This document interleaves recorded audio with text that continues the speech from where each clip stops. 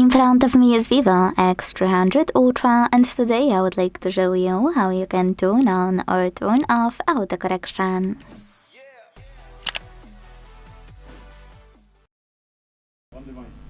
First of all, go into Settings and scroll to click on this section called System Management. Now, you need to enter keyboard settings. To do that, select Input Method, then click on Rebirth, and finally Corrections and Suggestions.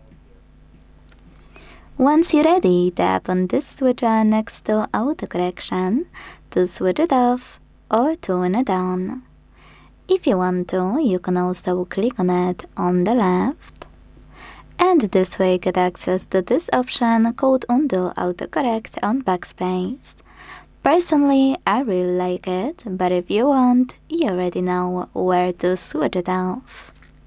Thanks so much for watching. If you enjoyed this video, leave a like, comment, and subscribe. Bye!